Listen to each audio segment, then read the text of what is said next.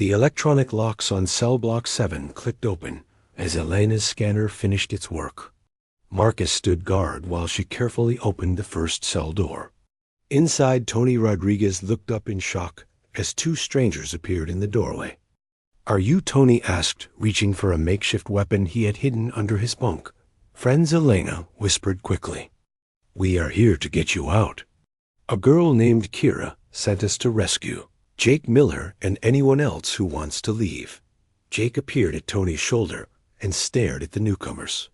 "Kira," he said with amazement. "She is alive. More than alive," Marcus said, as he began opening the other cells. "She has started a revolution back on Kepler Station. The Zellari government is in chaos, and we have maybe an hour before they restore order. Sam Collins and Casey Johnson emerged from their cells, along with several other human prisoners. They all looked confused, but hopeful, as Elena explained the rescue plan. "We have a ship waiting in the cargo bay," Elena said. "But we need to move fast before the guards realize what is happening." Jake shook his head. "I cannot leave without the other prisoners," he said. "There are good people here from many species who do not deserve to rot in this place." Marcus looked at him like he was crazy. "We came here to rescue humans, not start a prison riot. Taking everyone will make this 10 times more dangerous." But Tony was already nodding in agreement with Jake. "The captain is right," he said. "We have made friends here, and we do not abandon friends." Elena realized they were not going to change Jake's mind. "Fine," she said. "But if we are doing this, we need to do it smart. The prison has multiple cell blocks, and we cannot open them all." Jake thought quickly about the layout of the facility. The human block connected to the general population areas through the main corridor system. If they could create enough confusion, they might be able to free large numbers of prisoners at once. "What about the Threxians?" Jake asked. "Zorb's people are in cell block 5, and they have been good allies. The Vespid insects are in block 3, and they know all the guard patrol schedules." Casey nodded. "If we can coordinate with them, we might actually have a chance at this." They began moving through the prison corridors using Elena's scanner to avoid the security cameras. The facility was still on high alert because of the pirate attack and the emergency messages from Zellari Command. Guards were running back and forth, trying to manage multiple crises at once. Jake led them toward cell block 5, where Zorb and the other Threxians were held. Along the way, they encountered a patrol of Korath guards who were too surprised to react quickly. Marcus and Tony overpowered them, while Elena disabled their communication equipment. "We are committed now," Marcus said grimly.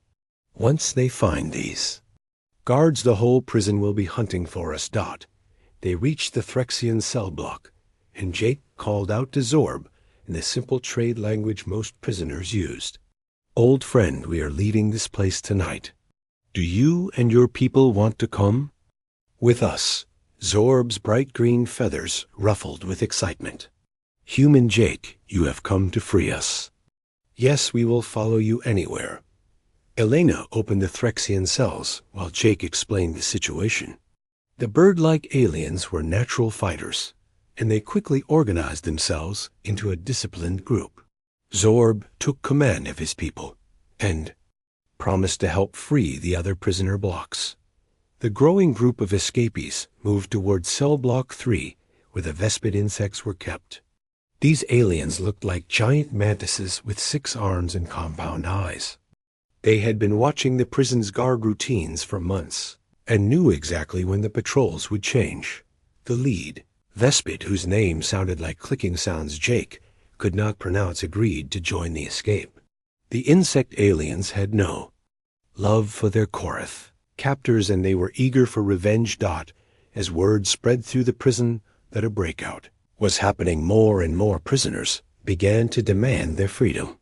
Guards found themselves facing organized groups instead of individual troublemakers. The humans had taught the other species how to work together, and now that cooperation was paying off, Elena managed to access the prison's central computer system and began opening cell doors throughout the facility. Prisoners who had been locked away for years suddenly found themselves free to move around. The careful order that Warden Gorthic had maintained began to collapse. Jake found himself leading a growing army of freed prisoners as they moved toward the docking bay where Marcus's ship was waiting. But when they reached the bay, they discovered it was heavily guarded and their escape route was blocked. Warden Gorthic himself stood in the docking bay with 50 Korath guards. The massive alien's red eyes glowed with fury as he saw Jake approaching with hundreds of freed prisoners behind him. "I should have known it would be you," human Gorthic roared. "I gave you freedom to move around the prison, and this is how you repay my trust." Jake stepped forward, even though he was badly outnumbered. "Warden, you kept us locked up for crimes that were not really crimes.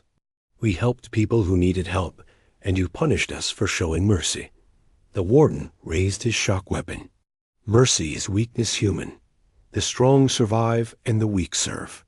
That is the natural order of things." Before Jake could respond, alarms began blaring throughout the prison. But these were different alarms that Jake had never heard before. A voice echoed through the facility, announcing that all personnel should evacuate immediately. The prison's reactor core was overloading, and the facility would explode in 15 minutes. Warden Gorthic's face showed shock and fear. Some of his own guards began backing toward the exit ships. The warden realized that his prison was about to become a tomb, and he would die along with everyone else unless they evacuated quickly. Jake saw the panic in the warden's eyes and made a decision. That surprised everyone, including himself.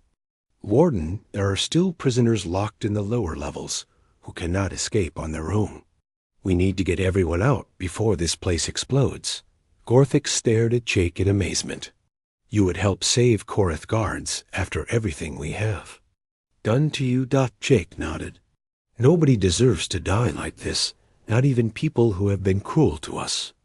If we work together, we can get everyone out alive." The warden looked around at his panicking guards and the mass of freed prisoners.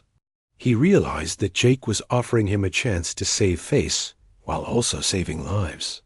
More importantly, the human was right about the prisoners in the lower levels. "Very well," human Gorthic said, lowering his weapon. "We will work together to evacuate the facility. But after this, you and your people are free to go." The next few minutes were chaos as everyone worked frantically to evacuate the prison.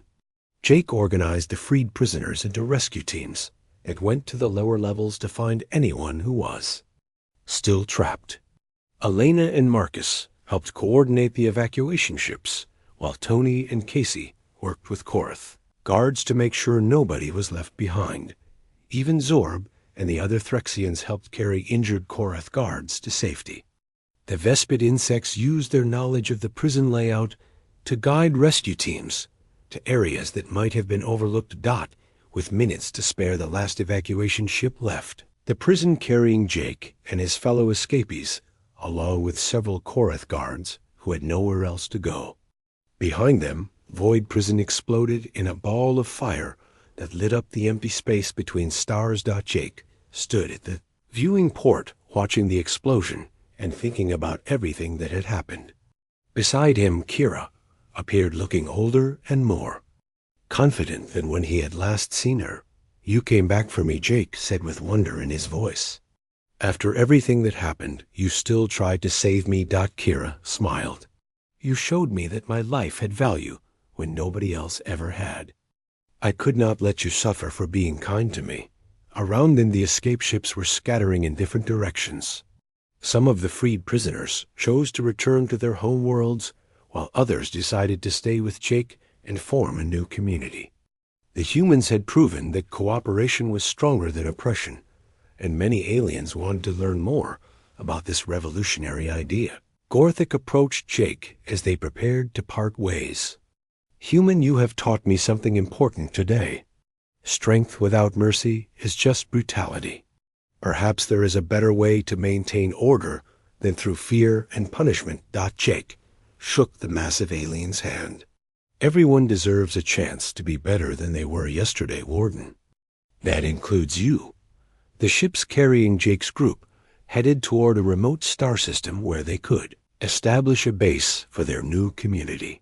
Along the way, they received messages from across the galaxy telling them about uprisings and reforms that were spreading like wildfire. Kira's exposure of corruption in the Zalari government had triggered investigations in dozens of other systems. Species that had been oppressed for generations were demanding equal treatment, and many were succeeding. The rigid caste systems and military hierarchies that had controlled the galaxy for centuries were beginning to crumble. Sub-Commander Thane sent a message saying that he had been promoted to lead the new Zalari reform movement. Dialena Vasquez was offered a position as head of interspecies medical research. Marcus Wright found himself running a legitimate trading company that helped refugee populations. But perhaps the most important change was in how different species viewed each other. The idea that cooperation was better than domination. The Zalari supply convoy moved through space like a line of metal fish swimming toward Void Prison. Inside the cargo hold of the third transport ship, Dr. Elena Vasquez and Marcus Wright waited in complete darkness. They had been hiding among the supply containers for 6 hours, and both were getting cramped from staying so still. Marcus checked his watch and whispered to Elena, "We should reach the prison in 2 more hours. Are you ready for this?" Elena nodded, even though Marcus could not see her in the dark. She had spent weeks studying the prison security systems using stolen Korath technical manuals. The layout was burned into her memory, and she knew exactly where they needed to go once they got inside. Meanwhile, on the Zalari, Homeworld Kira and Sub-Commander Thane were walking toward the High Council chambers. Kira wore clean robes that Thane had given her so she would not look like a street scavenger. In her hands, she carried the datapad with all the evidence of Vextar's crimes. The timing had to be perfect. While Kira exposed the corruption, Elena and Marcus would begin the rescue mission at the prison. If either part of the plan failed, everyone would probably die. Thane stopped at the entrance to the council chambers and looked down at Kira. "Are you sure you want to do this?" he asked quietly. "Once we go in there, you will be the target of very powerful enemies." Kira thought about Jake sitting in his prison cell, and her fear disappeared. "Jake risked everything to save me," she said. "Now it is my turn to risk everything to save him." They entered the chambers together. The High Council was made up of 12 Zalari elders who made the most important decisions for their empire. High Enforcer Vextar sat at a side table reviewing reports. He looked up in surprise when he saw Thane walking in with a low-caste girl. "Commander, what is the meaning of this?" Vextar demanded. "Low-caste citizens are not allowed in these chambers." Thane stepped forward, and his voice carried clearly through the room. "Honored council members, I bring evidence of serious crimes committed by High Enforcer Vextar. This young citizen has risked her life to expose corruption that reaches the highest levels of our government." Vextar's face turned dark blue with anger. "This is outrageous," he shouted. "You cannot bring accusations based on the word of worthless, low-caste filth." But Kira was already walking toward the council table. She placed the datapad in front of the lead council member and spoke in a clear voice that everyone could hear. "Honored elders, this contains proof that High Enforcer Vextar has been stealing money meant to feed lower caste families. He has also been selling confiscated goods for personal profit and falsifying arrest records to cover his crimes." The council members began examining the data whilst Vextar stood up and pointed at Kira with a shaking hand. "She is lying," he said. "A low-caste scavenger will say anything to cause trouble for her betters." But the evidence was too strong to ignore. Bank records showed money disappearing from lower caste aid funds. Security footage revealed Vextar meeting with black market dealers. Communication logs proved he had ordered false arrests to silence anyone who asked questions. The lead council member looked up from the datapad with disgust. High Enforcer Vexstar, you are under arrest for theft, corruption, and abuse of power. Guards take him into custody immediately. As chaos erupted in the council chambers, the supply convoy finally reached Void Prison. The massive facility hung in empty space like a dark metal moon. Guard ships patrolled around it in careful patterns, while scanning systems watched for any approaching threats. Elena and Marcus felt their transport ship dock with the prison. They listened as Korath guards began unloading cargo containers in the bay outside. Their container would be moved soon, and they needed to be ready. At the prison, Jake was working his usual shift in the reactor core when alarms suddenly started blaring throughout the facility. The Korath guards looked confused as emergency lights began flashing red. Something was happening that was not part of their normal routine. Warden Gorthik's voice echoed through the prison speakers. All guards report to emergency stations. We have received word of a security breach at Zalari High Command. Increase security patrols and watch all prisoners carefully. Jake exchanged glances with Tony Rodriguez, who was working at the next station. Neither of them knew what was happening, but any disruption to the prison routine might create opportunities. The cargo container holding Elena and Marcus was finally moved into the prison's supply depot. As soon as the guards left the area, they carefully opened the container from inside using tools Marcus had brought. The depot was dimly lit and filled with rows of supplies for the prison. Elena pulled out a small device that looked like a data pad, but was actually a security scanner. She had built it using stolen Korath technology, and it would help them navigate the prison's electronic locks and surveillance systems. We need to reach Cell Block 7. Ilana whispered as they moved between the supply containers. That is where they keep the human prisoners, according to the information Thane provided. Marcus carried a bag full of weapons and cutting tools they would need for the rescue. He also had small explosive charges that could blast through the prisons. Thick metal walls, if necessary. The plan was to get in quietly, but they were prepared for a fight if things went wrong. They made their way through the depot and into the prison's main corridor system. Alana's scanner showed them which areas had active surveillance and which paths the guard patrols used. They moved carefully, staying in the shadows and avoiding the main walkways. Back in the reactor core, Jake noticed that several Korath guards had left their posts to respond to the emergency alert. For the first time since he arrived at the prison, the humans outnumbered their guards in the work area. Jake caught Tony's attention and nodded toward the remaining guards. Tony understood immediately and began moving toward the other human prisoners. If they were going to make a move, this might be their only chance. But before Jake could do anything, a group of alien pirates attacked one of the guard patrols in a nearby corridor. The pirates were prisoners who had been planning their own escape attempt. When they heard the emergency alarms, they decided to take advantage of the confusion. The attack created exactly the kind of chaos Jake had been hoping for. Guards rushed toward the fighting, while prisoners throughout the facility began to panic. In the confusion, Jake saw his opportunity.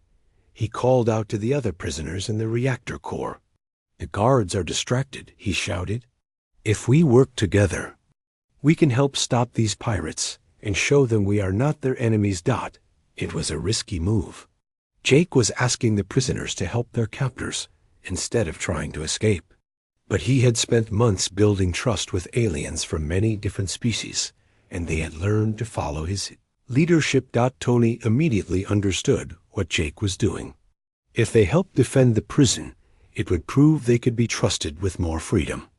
The Korath respected strength and courage even in their enemies. The human prisoners moved as a unit toward the fighting. They were joined by Zorb the Threxian, who Jake had helped months earlier. Soon prisoners from several different species were working together to corner the pirates and stop their attack. Warden Gorthic arrived just as Jake and his group finished subduing the last of the pirates. The massive Korath stared in amazement as he saw prisoners who should have been trying to escape, instead defending his facility. "You helped us, human," Gorthic said to Jake. "Why would you defend the prison that holds you captive?" Jake looked the warden in the eyes. "Because defending innocent people is the right thing to do, even if they are our guards. We are not your enemies, Warden. We are just people who made choices you disagree with." The warden studied Jake with new interest. Perhaps he had been wrong about humans. This one showed honor and courage that even a Korath warrior could respect. "From this day forward, you will have more freedom to move within the prison," Gorthic announced.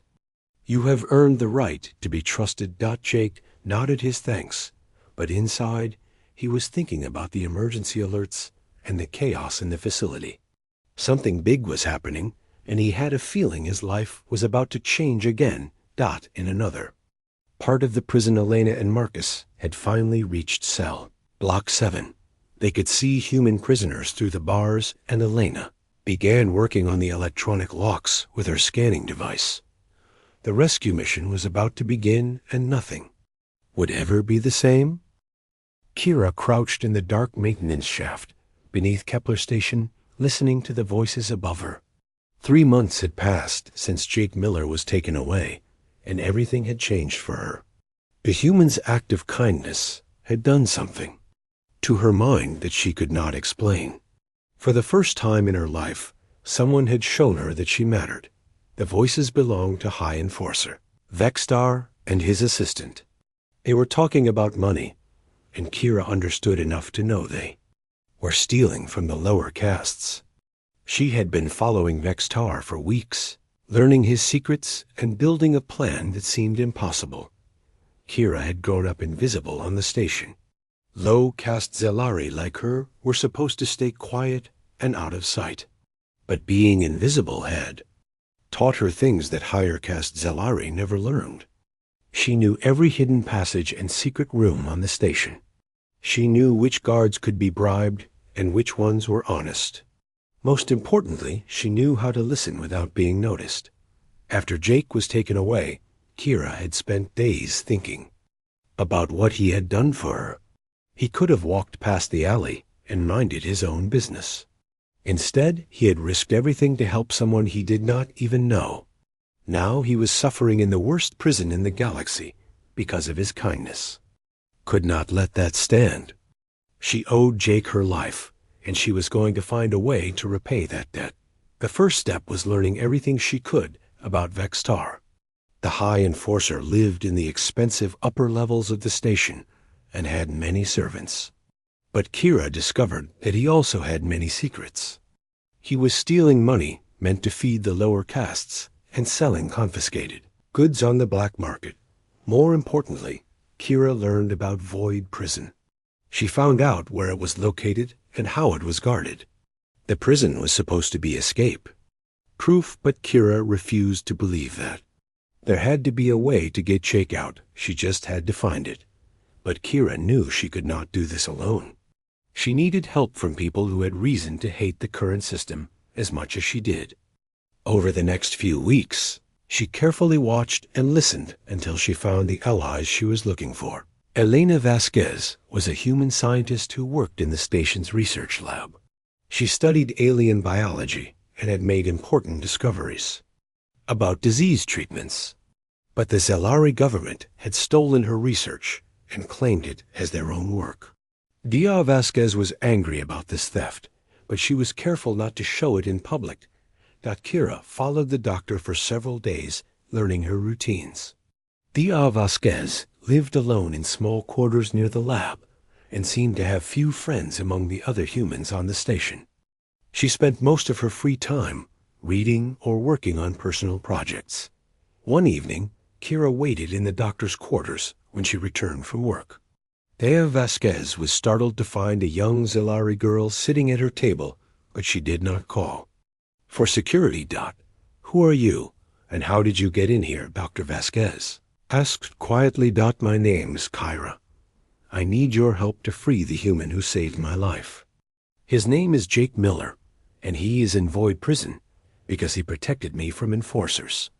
Dr. Vasquez sat down slowly. She had heard about the human cargo captain who was arrested for interfering in Zalari justice. I know about Jake Miller, she said, but there is nothing anyone can do for him now. Void Prison is escape-proof. Kira pulled out a datapad she had stolen from Vextar's office. Maybe not, she said. I have information about the High Enforcer who arrested Jake. He has been stealing from the lower castes and breaking many laws. If we expose him, it might create enough chaos to cover a rescue mission. Dr. Vasquez looked at the data on the pad and her eyes widened. This information could bring down several high-ranking Zalari officials. But how did you get this, and what makes you think we can actually rescue anyone from Void Prison? Kira smiled for the first time in months. Because I know someone else who wants to help. Someone with access to Zalari military ships and security. Codes. The next person Kira approached was Marcus Wright, a human trader who had lost his family in a Zalari military action 2 years earlier. His wife and daughter had been killed when Zalari forces attacked a civilian transport they claimed was carrying smugglers. Marcus had been seeking revenge ever since, but he was smart enough to hide his hatred. Marcus operated a small trading post in the station's commercial district. He dealt with aliens from many different species and had contacts throughout the black market. Kira knew he would have the resources needed for a rescue mission if she could convince him to help. Found Marcus late one night as he was closing his shop. Like Dr. Vasquez, he was surprised to see a young Zalari girl, but he listened to what she had to say. You want to break someone out of Void Prison, Marcus said after hearing her plan. That is suicide. Even if we could get there, the security is impossible. To breach. Kira showed him the stolen data about Vextar's crimes. What if we had inside help, she asked. What if someone with military access codes was helping us? Marcus looked at the information more carefully. If this data is real, it could expose corruption at the highest levels of Zalari government. That kind of chaos might give us the cover we need. But who would help us from inside the military? That was when Kira told him about Sub-Commander Thane. She had discovered the Zalari officer by accident while following Vextar. Thane had been asking questions about missing funds meant for lower caste families. He seemed to be conducting his own investigation into the High Enforcer's activities. Kira had watched Thane for weeks before approaching him. The sub-commander was different from other high-ranking Zalari. He actually seemed to care about the lower castes and was disgusted by the corruption he saw around him. The meeting with Thane was the most dangerous part of Kira's plan. If he reported her to his superiors, she would disappear into a detention center and never be seen again.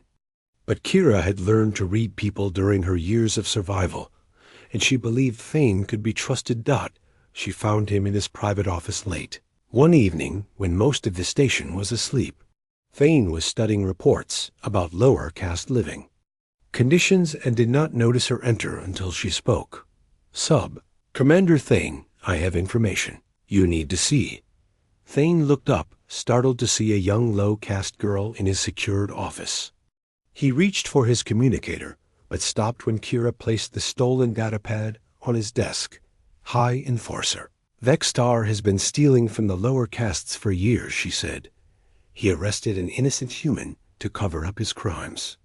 I want to expose him, but I need your help. Thane looked at the data, and his face grew dark with anger. He had suspected Vextar of corruption, but had never been able to prove it. The evidence Kira provided was more than enough to destroy the High Enforcer's career and send him to prison. How did you get this information? Thane asked. I am invisible to people like Vextar, Kira replied. Low-caste Zalari are not supposed to. Matter so high-caste Zalari do not watch what they say around us. I have been gathering evidence for months. Thane studied the young girl with new respect. "What do you want from me?" he asked. Kira took a deep breath before answering. "I want you to help me free Jake Miller from Void Prison. He saved my life, and now he is suffering for his kindness. The Zalari Empire claims to value justice, but there was no justice in his arrest." Thane was quiet for a long time. What Kira was asking could end his career and possibly his life. But the evidence she had provided proved that the system he served was deeply corrupt. Maybe it was time for someone to stand up for what was right. If we do this, Thane said finally, we will need a detailed plan. Void Prison is heavily guarded, and breaking someone out will require perfect timing and coordination. Kira smiled. "I already have a plan," she said, "and I have found others who want to help. Dr. Elena Vasquez knows about alien security systems, and Marcus Wright has contacts in the black market. Together we can do this." Over the next several weeks, the Unlikely Alliance began planning their assault on Void Prison. Dr. Vasquez provided technical expertise about Korath security systems and prison layouts. Marcus used his contacts to acquire weapons and supplies for the mission. Thane supplied inside information about military patrol schedules and communication codes. Kira coordinated everything using her knowledge of the station's hidden passages to move between her allies without being detected.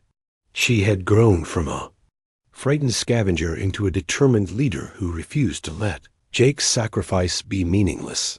The plan they developed was incredibly dangerous. They would have to infiltrate a Zalari supply convoy heading to the prison while simultaneously exposing Vextar's crimes to create a distraction. Success would require split-second timing and a great deal of luck, but as Kira looked at her new ally, she felt something she had never experienced before. Hope. Jake Miller had shown her that one person could make a difference by doing what was right. Now she was going to prove that his lesson had not been wasted on her. Jake woke up in complete darkness. His head pounded, and his mouth tasted like metal. He tried to move, but his hands were chained to the wall behind him. The air was cold and smelled like rust and fear. It had been 3 days since he helped Kira. 3 days since the Zalari security forces stormed his ship and arrested him. Jake remembered the trial, if you could call it that. High Enforcer Vextar had stood before the alien judges and accused Jake of assault on Zalari citizens. The human ambassador Peter Stone had tried to defend him, but alien law was clear. Jake had interfered in Zalari justice, and now he would pay the price. Life imprisonment in Void Prison, they had said. Jake had heard stories about that place. It was a maximum security facility that floated in the empty space between star systems. Nobody ever escaped from Void Prison, and most prisoners did not live very long there. Light suddenly blazed overhead, making Jake squint his eyes. Heavy footsteps echoed in the corridor outside his cell. The door opened with a loud clang, and a massive alien walked in. The creature stood, nearly 8 feet tall, with thick gray skin and 4 arms.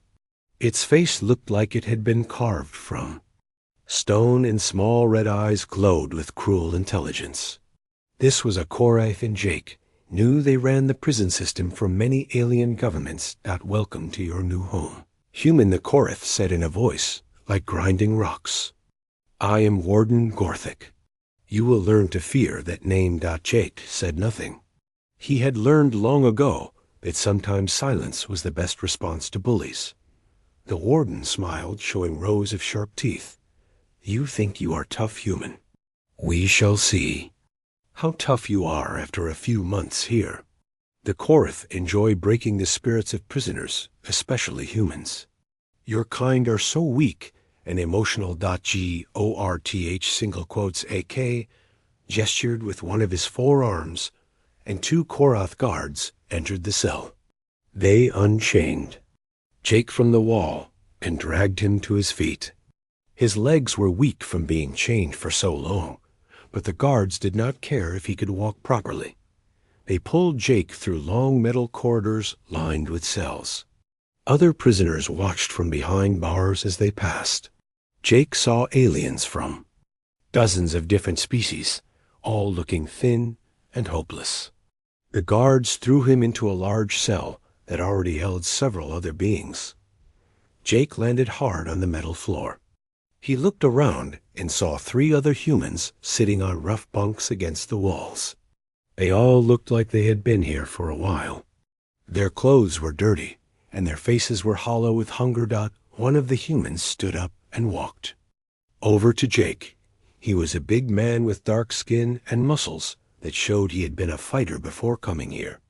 His right arm had old scars that looked like they came from some kind of explosion. Name is Tony Rodriguez, the man said, helping Jake to his feet. Used to be a Marine before they locked me up for defending a colony from raiders. What did you do to end up in this place? Jake told his story about helping Kira and fighting the enforcers. Tony nodded with understanding while the other 2 humans listened. One was a thin man with graying hair who introduced himself as Sam Collins. He had been an engineer who refused to give alien governments access to human technology. The third human was a woman named Casey Johnson, who looked to be in her 30s. She had been a pilot who got caught smuggling refugees away from a war zone. All 3 of them had been imprisoned for doing what they thought was right. Welcome to Cell Block 7, Tony said grimly. This is where they put the humans who they think are too dangerous to mix with the general population. The guards like to make examples of us. Jake learned about the prison's daily routine from his new cellmates. Every morning, the prisoners were awakened by loud alarms and forced to work in the reactor core that powered the facility. The work was dangerous, and many aliens got sick from the radiation, but the Korath guards did not care. The food was barely enough to keep them alive. Thin soup and stale bread that tasted like cardboard. Water was rationed, and sometimes the guards would cut off the supply for days as punishment. The worst part, Tony explained, were the gladiator fights. Once a week, the guards would pick prisoners to fight each other for their entertainment. The winner got extra food, while the loser often died from their injuries. Then there were the adjustment chambers, Sam said quietly. Those were rooms where prisoners who showed any sign of defiance were taken for torture. The Korath had many creative ways to break a being's spirit, and they seemed to enjoy their work. Jake listened to all of this with growing anger. He had expected prison to be hard, but this was more like a slave camp designed to destroy anyone who ended up here. The guards clearly took special pleasure in tormenting humans, and Jake could see why his cellmates looked so beaten down on his 3rd day in the prison. Jake was assigned to work detail in the reactor core. The heat was incredible, and the radiation made his skin burn. Other prisoners worked beside him, aliens from species he had never seen before. Most of them avoided eye contact and worked in silence. One alien collapsed near Jake's workstation. The creature looked like a cross between a lizard and a bird with bright green feathers covering most of its body. The other prisoners kept working as if nothing had happened, but Jake could not ignore someone who needed help. Jake knelt beside the fallen alien and checked for signs of life. The creature was breathing, but its skin felt burning hot. Jake looked around and saw a Korath guard watching him with interest. Get back to work, human, the guard shouted. The weak ones die here. That is the way of things. Jake ignored the guard and tried to help the alien sit up. The creature opened its eyes and looked at Jake with confusion. Most beings in this place only cared about themselves, but here was a human trying to help. The guard walked over with his shock rod ready. I said, get back to work, human. Touch the Threxian again, and you will visit the adjustment chambers. Jake looked up at the guard and then back at the sick alien. He made his choice and helped the creature to its feet. The Threxian, whose name was Zorb, leaned on Jake for support as they walked to a shaded area.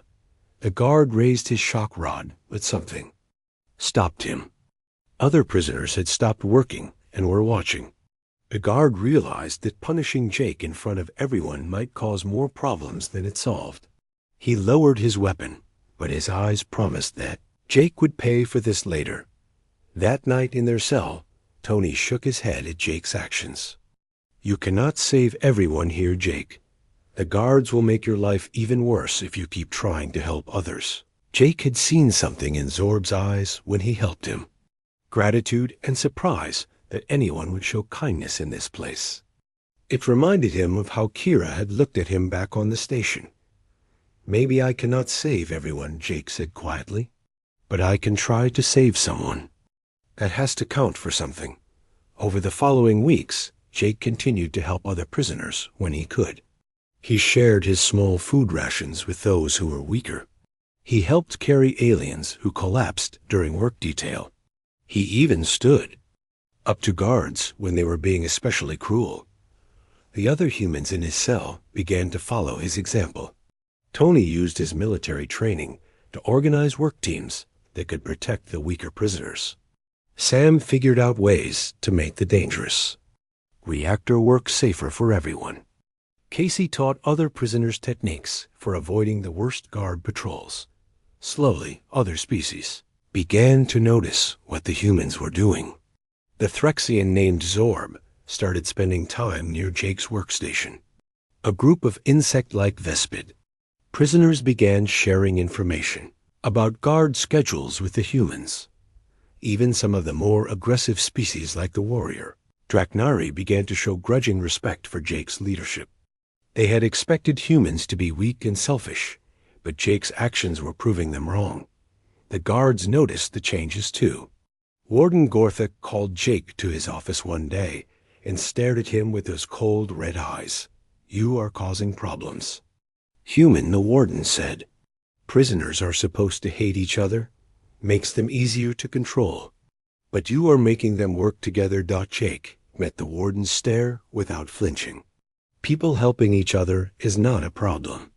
It is what makes you stronger than you think." The warden's smile was full of sharp teeth. "We shall see about that, human. We shall see." Jake Miller wiped the sweat from his forehead as his cargo ship docked at Kepler Station. The massive alien structure stretched out before him like a metal city floating in space. Ships of all shapes and sizes moved around the station like busy insects.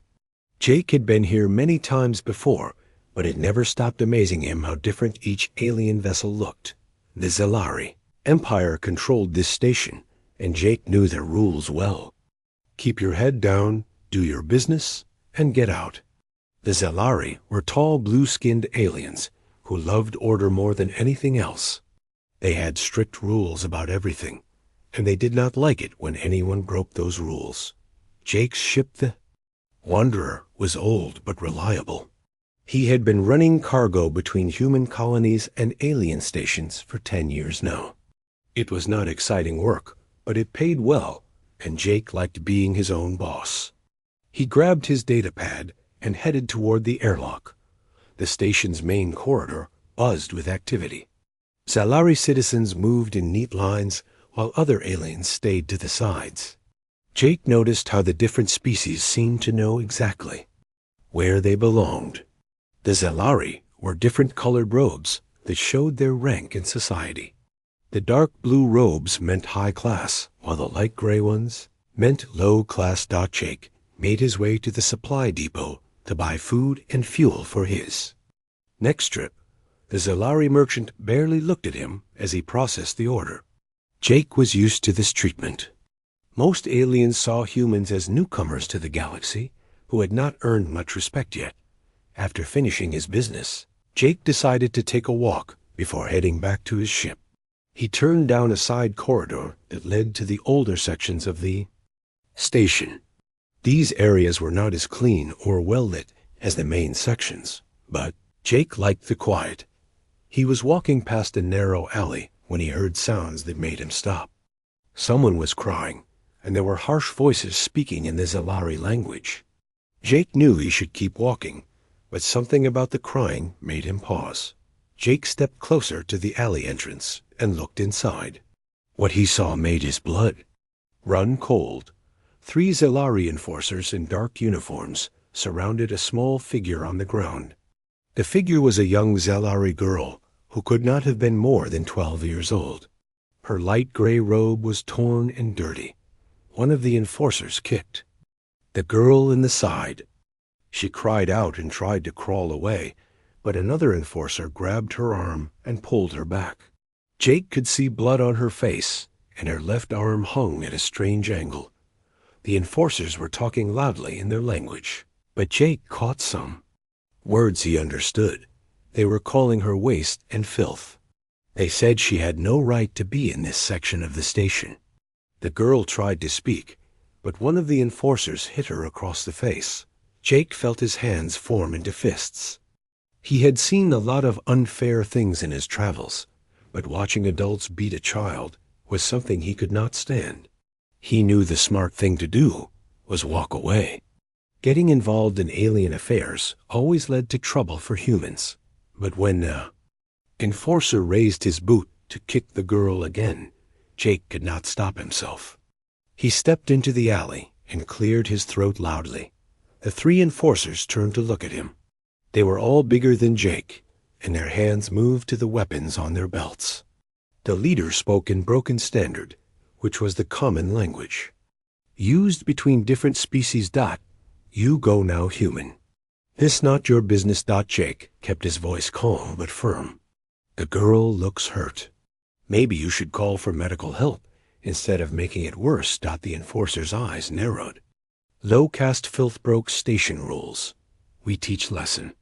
You leave now, or we teach you lesson 2. Jake looked down at the girl. She was staring up at him with wide eyes that seemed too big for her thin face. He could see fear there, but also something else. Hope, maybe. In that moment, Jake made his choice. I cannot let you hurt her anymore, he said, stepping forward. The enforcer who had been doing the talking pulled out his shock rod. The weapon hummed with energy as he activated it. Human fool. You want to protect. Waste, then you share her punishment. The enforcer lunged forward with the shock rod, but Jake was ready. Years of loading cargo had made him strong, and he moved faster than the alien expected. Jake grabbed the enforcer's wrist and twisted hard. The alien cried out and dropped his weapon. The other 2 enforcers rushed forward, but Jake was already moving. He threw his elbow into the first one's stomach, and the alien doubled over, gasping. The 3rd enforcer managed to grab Jake from behind, but Jake threw his head back hard. He felt the alien's nose break, and the grip on him loosened. Jake spun around and punched the enforcer in the throat. The alien fell backward, clutching his neck. The 1st enforcer was getting back up and reaching for his weapon again. Jake kicked the shock rod away and shoved the enforcer hard against the alley wall. You want to fight someone who can fight back, Jake said, breathing hard. Try me. The 3 enforcers looked at each other and then at Jake.